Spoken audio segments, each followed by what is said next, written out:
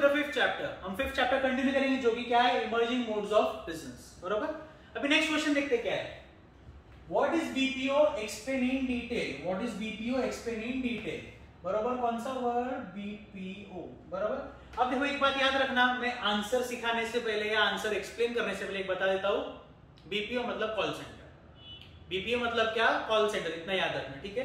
जैसे अगर आपके दिमाग में कॉल सेंटर आता है तो आपको इजी पड़ जाएगा, इसलिए मैंने एडवांस में बता दिया, बरोबर। अभी देखो क्या लिखा है, BPO stands for business process outsourcing. याद रखना, बहुत इंपॉर्टेंट है। BPO stands for business process outsourcing. याद रखो, एकदम इजी आंसर है, छोटा सा आंसर है। क्वेश्चन ऐसे आएगा, what is BPO, explain in detail. तो डिटेल मतलब क्या, खाली मीनिंग लिखने का, एडवांटेज डिसएडवांटेज लिखने का, और कुछ नहीं, बरोबर। तो चलो, BPO stands for business process outsourcing. Next है लिखा है second point, it is a business practice in which an organization hires another company to perform a task।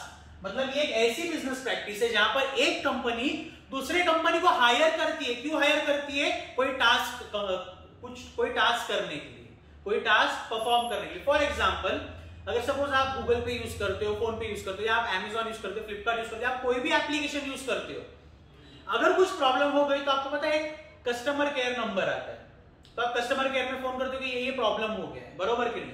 तो कस्टमर केयर नंबर रहता है, जो कस्टमर से जो अपन से बात करता है, जो आगे वाला अपन से बात करता है, वो कहां पर बैठा रहता है, कॉल सेंटर में। इन शॉर्ट वो कहां पर बैठा रहता है, बीपीओ में। समझ में आया। तो बीपीओ में क्या है कि एक कंपनी दूसरे कंपनी को हायर करती है। क्यों हायर करती है, कि भाई जो हम नहीं कर सकते आप हमारे लिए करो। आउटसोर्सिंग में भी, एक आउटसोर्सिंग में क्या रहता है, हम एक थर्ड पार्टी को बोलते हैं हमारे लिए काम करने के लिए। सिमिलरली बीपीओ में भी एक बड़ी कंपनी एक दूसरी कंपनी को हायर करती है एक पर्टिकुलर टास्क परफॉर्म करने के लिए। Is it clear. चलो ये लिखा है, देखो, it is a business practice in which an organisation hires another company. An organisation hires another company, एक कंपनी दूसरी कंपनी को हायर करती है, ठीक है। ये जो मैंने एक्सप्लेन किया। पॉइंट नंबर 3 में देखो क्या लिखा है, BPO is a type of outsourcing. BPO is a type of outsourcing wherein a company contracts a third party. BPO भी आउटसोर्सिंग ही है, बीपीओ भी आउटसोर्सिंग ही है, जिसमें क्या होता है, एक कंपनी एक थर्ड पार्टी को पकड़ती है और काम करने के लिए बोलती है। जैसे मैंने बताया आउटसोर्सिंग में मैंने बिल्डिंग का एग्जांपल दिया था। बिल्डिंग में 3 पार्टीज रहती है। मेन पार्टीज क्या रहती है, builder customer, builder customer, builder customer, बरोबर। पर बिल्डिंग बिल्डर बनाता है क्या, नहीं। बिल्डिंग कौन बनाता है, कॉन्ट्रैक्टर बनाता है, एक तीसरा पर्सन।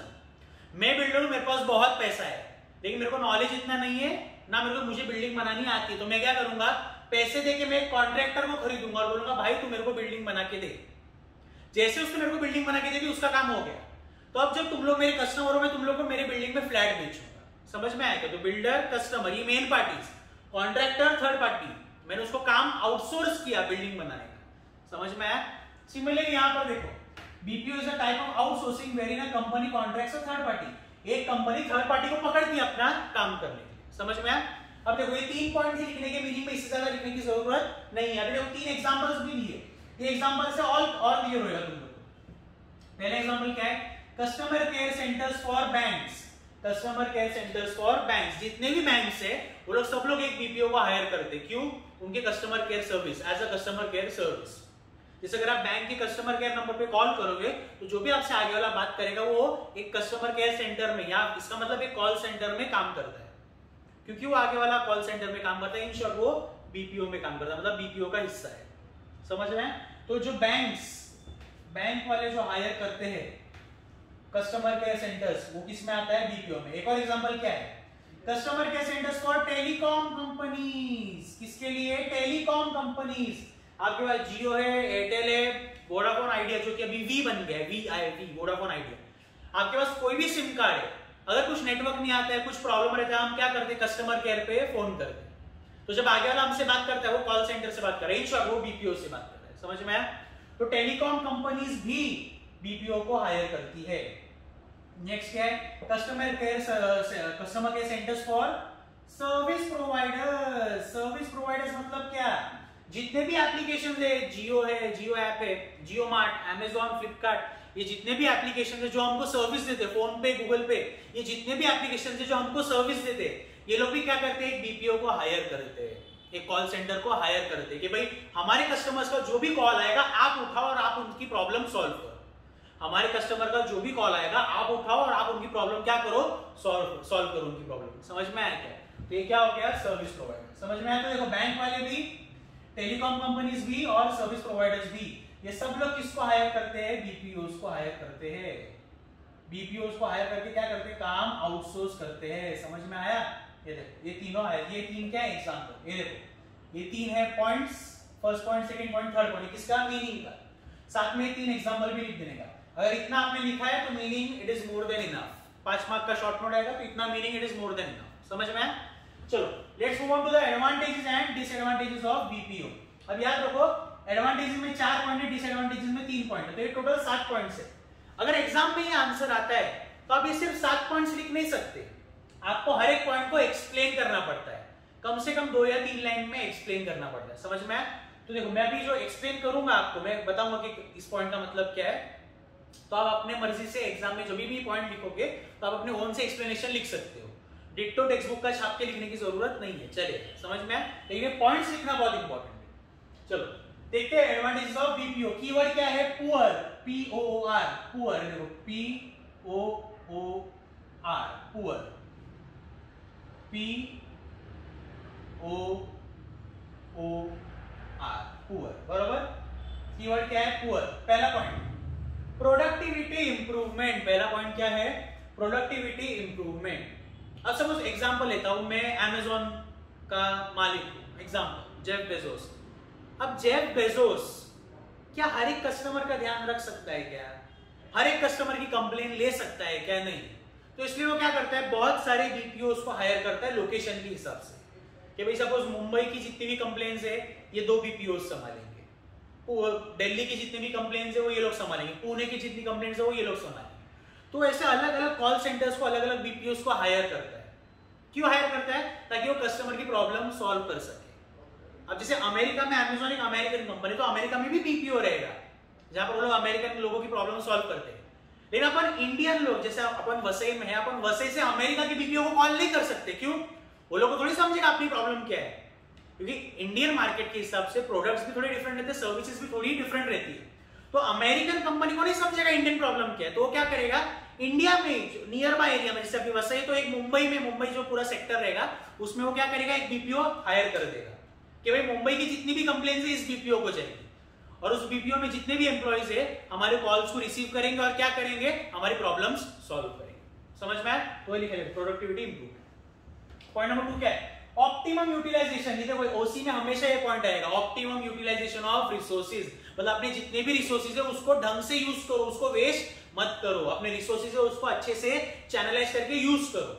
तो यहाँ पर देखो लिखा है ऑप्टिमम यूटिलाइजेशन ऑफ रिसोर्सेज, नहीं लिखा है, सिर्फ क्या लिखा है, ऑप्टिमम यूटिलाइजेशन। हमारे जितने भी कस्टमर्स है उनको हमें क्या करना है, अच्छे से यूटिलाइज करना है, उनकी जितनी भी प्रॉब्लम्स है उनको सॉल्व करने का। तो अगर आप बीपीओ को हायर करते हो तो वो अच्छे से क्या कर सकते हैं, प्रॉब्लम्स कस्टमर की सुन के उनको अच्छे से सोल्यूशन दे सकते हैं, उनकी प्रॉब्लम सुन के उनको अच्छे से क्या दे सकते हैं, सोल्यूशन दे सकते हैं। इन शॉर्ट वो लोग ऑप्टिमम यूटिलाइजेशन करेंगे, मतलब कि वो लोग अच्छे से काम करेंगे, वो लोग अच्छे से काम करेंगे। समझ में आया? Point number 3, outsourcing improves human relation. जब मैंने इतने सारे बीपीओस को, अलग अलग बीपीओस को अपॉइंट किया है, मैंने उनको काम आउटसोर्स किया है, मैंने क्या किया, उनको काम आउटसोर्स किया, उससे क्या होगा, रिलेशंस अच्छे होंगे। अब तुम बोले सर रिलेशन किसके अच्छे होंगे, सपोज जेफ बेजोस ओनर है, जेफ बेजोस ओनर है, पहली बार उसके रिलेशन सब बीपीओस वालों के साथ अच्छे होंगे क्योंकि उसने हायर किया उनको। सेकंड पॉइंट, कस्टमर के रिलेशन अच्छे होंगे जेफ बेजोस के साथ। क्यों, क्योंकि जेफ बेजोस जो अमेज़न का ओनर है वो डायरेक्टली कस्टमर से बात नहीं कर सकता है, वो बीपीओ के थ्रू ही उसको पता चलेगा कस्टमर की प्रॉब्लम्स क्या और प्रॉब्लम्स कैसे सॉल्व की जा रही है। अब जैसे एग्जांपल अपन जियो का लेते हैं, इंडिया का एग्जांपल लेते हैं, जियो का एग्जांपल लेते हैं, जियो का मालिक अंबानी। तो अपन मुकेश अंबानी से डायरेक्ट बात कर सकते हैं कि भाई मुकेश नेटवर्क नहीं आ रहा है जियो में, अपन ऐसा बोल सकते हैं क्या उसको, नहीं। अपन क्या करें, कस्टमर केयर में फोन करते हैं, तो एक कस्टमर केयर एग्जीक्यूटिव अपन से बात करता है, अपन उसको अपनी प्रॉब्लम बताते हैं, वो अपन को सोल्यूशन देता है। समझ में आए? तो उससे क्या होता है, एज एन कस्टमर अपन को लगता है नहीं भाई मुकेश अंबानी की कंपनी हमारी प्रॉब्लम अच्छे से सॉल्व करती है, तो रिलेशंस इंप्रूव होते हैं। क्या होते हैं, रिलेशंस इंप्रूव होते हैं। जब रिलेशंस इंप्रूव होते हैं तो कस्टमर्स और बढ़ते जाते हैं। समझ में आए? वही लिखा है देखो, outsourcing improves human relations. Last point क्या है, reduction in cost. Last point क्या है, रिडक्शन इन कॉस्ट। सिर्फ सोचो अगर अमेजोन का मालिक या फिर मुकेश अंबानी, चलो अमेजोन का मालिक है, बाद में अपन मुकेश अंबानी का एग्जांपल लेते हैं। मुकेश अंबानी अगर इंडिया के सारे जियो कस्टमर्स को खुद हैंडल करने लगा, खुद उनसे बात करने लगा, खुद उनकी प्रॉब्लम सॉल्व करने लगा, तो सोचो उसके पास टाइम बचेगा कि कुछ और काम करने का? नहीं ना, उसके पास कुछ और काम करने का टाइम बचेगा नहीं। तो तुम लोग बोलोगे सर ठीक है ना, वो अपने कंपनी के मैनेजर्स को बोल सकता है। पूरे इंडिया के कस्टमर्स का आंसर देने के लिए उसको कितने सारे लोग काम पे लगाने पड़ेंगे सोचो, तो उसका खर्चा बहुत बढ़ेगा, प्लस उसके पास ये सर्विसेज भी नहीं है कि वो इतने लोगों को एक टाइम पे आंसर दे सके। तो उसने क्या सोचा, मैं इतनी मगजमारी क्यों करूं, मैं एक बीपीओ को हायर करता हूं, वो लोग अपना काम करेंगे, मेरे को खाली उनको सर्विस चार्ज देने का बस। तो क्या करेगा, उनको सर्विस चार्ज दे देगा। इससे क्या होगा, उसका कॉस्ट कम हो जाएगा, उसका क्या रिडक्शन इन कॉस्ट, उसका कॉस्ट क्या हो जाएगा, रिड्यूस हो जाएगा, उसका कॉस्ट कम हो जाएगा। क्यों? क्योंकि उसकी स्पेशलाइजेशन ये नहीं है कि वो आंसर दे सबके कॉल को, उसकी स्पेशलाइजेशन क्या है कि वो जियो का उसने नेटवर्क बनाया, वो जियो मार्ट संभाले, रिलायंस कंपनी संभाले। तो ये छोटे मोटे काम संभालने के लिए वो बीपीओ को ऑर्गेनाइज करेगा, बीपीओ को अपॉइंट करेगा, बीपीओ को हायर करेगा। समझ में आया? उससे क्या होगा, सर्विस भी अच्छी मिलेगी प्लस कॉस्ट भी कम होगा। क्योंकि आउटसोर्सिंग का मेन मोटो यही है ना, स्पेशल सर्विसेज या एक्सपर्ट सर्विसेज मिले प्लस कॉस्ट भी कम हो जाए। समझ में आया? तो कॉस्ट क्या हो जाएगा, कम हो जाएगा। ये एडवांटेज है किसके, बीपीओ के। किसके एडवांटेज है ये, बीपीओ के। अब डिसएडवांटेज देखते क्या, क्योंकि अगर एडवांटेज है तो डिसएडवांटेज भी कुछ ना कुछ तो होंगे। तो डिसएडवांटेज देखते क्या है। पहला पॉइंट, लॉस ऑफ कंट्रोल। अगर मैंने कस्टमर केयर को फोन किया है कि भाई मेरा जियो का नेटवर्क नहीं आ रहा, अंबानी को तो नहीं पता ना कि मैं उससे क्या बात कर रहा हूं, मेरी बात डायरेक्ट किससे हो रही, कस्टमर केयर वाले से। अगर कस्टमर केयर वाले ने मेरी प्रॉब्लम सॉल्व नहीं की, मेरा उससे झगड़ा हो गया, तो मैं क्या करूंगा, जियो के बारे में मेरी इमेज कैसी लिखा, तो मेरे को लगा जियो अच्छा नहीं है, तो जियो की इमेज मेरी नजरों में कैसी बन जाएगी, खराब बन जाएगी। तो मैं क्या करूंगा, जियो सिम फेंक दूंगा, बोलूंगा मेरे को जियो सिम नहीं चाहिए, मैं कोई और कंपनी की सिम खरीदूंगा। समझ में आया? तो अगर हर कस्टमर के साथ ऐसा होता गया तो कस्टमर टूटते जाएंगे, कस्टमर कम होते जाएंगे। इसलिए क्या लिखा है, लॉस ऑफ कंट्रोल। मतलब कि आपके जो कस्टमर है, जो आपका कंट्रोल है वो कम होता जाएगा, आपका कंट्रोल लूज होता जाएगा। क्यों लूज होता जाएगा, बीपीओ की वजह से, क्योंकि बीपीओ का डिसएडवांटेज है। अगर आपने अच्छे बीपीओ को हायर नहीं किया है तो लोग आपके कस्टमर केयर, आपके कस्टमर्स की वाट लगा सकते हैं, आपके कस्टमर मार्केट की, पूरे मार्केट की वाट लगा सकते हैं। समझ में आया? Next point, communication problem. बहुत बार ऐसा होता है, हम कस्टमर केयर में फोन करते हैं, हम बीपीओज में फोन करते हैं, उनसे बात करते हैं, हमारी जो प्रॉब्लम है उनको समझ में नहीं आती है, और कभी कभी वो लोग ऐसा सोल्यूशन देते हैं जो हमें समझ में नहीं आता, बरोबर? तो ये कम्युनिकेशन प्रॉब्लम होती है, तो ये क्या है, एक डिसएडवांटेज है। और लास्ट पॉइंट क्या लिखा है, different time zones. Last point क्या लिखा है, डिफरेंट टाइम जोन्स। अब देखो, जियो है या ऐसी कोई कंपनीज है, तो ये इंडिया में हम बात कर रहे हैं। सपोज हम डायरेक्टली किसी फॉरेन कंपनी से डील करते हैं,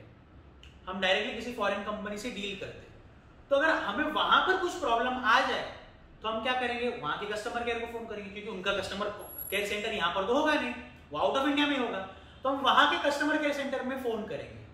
तो वहां का टाइम और इंडिया का टाइम क्या है, अलग अलग है। वहां का टाइम और इंडिया का टाइम क्या है, अलग अलग है। तो अगर हम यहाँ पर सुबह 10 बजे उनको फोन करें, हो सकता है वहां पर रात के 12 बज रहे हो। समझ में आया कि उनका टाइम पीछे होगा 10 घंटे, तो वहां पर रात के 12 बज रहे हो। तो क्योंकि टाइम जोन अलग अलग है, प्लस मार्केट भी अलग अलग है, इंडियन मार्केट अलग है, वहां का मार्केट अलग है, तो हो सकता है different mentality, different time zone की वजह से कस्टमर्स को अच्छी सर्विस ना मिले। वो भी क्या है, डिसएडवांटेज किसका, बीपीओ का, डिफरेंट टाइम जोन्स। समझ में आया? देखो, मीनिंग में 3 पॉइंट, एग्जांपल में 3 पॉइंट। इजी, मीनिंग में 3 पॉइंट, एग्जांपल में 3 पॉइंट। इतना अगर लिखा, it is more than enough for introduction, इतना ही लिखने का। जब हम एडवांटेज और डिसएडवांटेजेस पे आते हैं, एडवांटेजेस का कीवर्ड है पुअर, डिसएडवांटेज का कीवर्ड है LCD. Poor LCD, poor LCD, poor LCD. Poor के ये 4 पॉइंट, एलसीडी के ये 3 पॉइंट, टोटल कितने पॉइंट्स, 7 पॉइंट्स। टोटल कितने पॉइंट्स, 7 पॉइंट्स। तो देखो, यहाँ पे 3, यहाँ पे 7, बस इतना सा याद रखने का है। ये अगर ऐसा सेम टू सेम आंसर लिखा, हर एक पॉइंट को 2-2, 3-3 लाइन में एक्सप्लेन किया, 5 मार्क में से 4 मार्क तो कंफर्म मिलेंगे। और अभी देखो ये थियरी सब्जेक्ट है, तो ये उम्मीद मत करो कि सर मेरे को 5 में से 5 चाहिए। आंसर में 5 में से 5 नहीं मिलते। मैक्स टू मैक्स कोई टीचर 4.5 दे देगा, मैक्स टू मैक्स।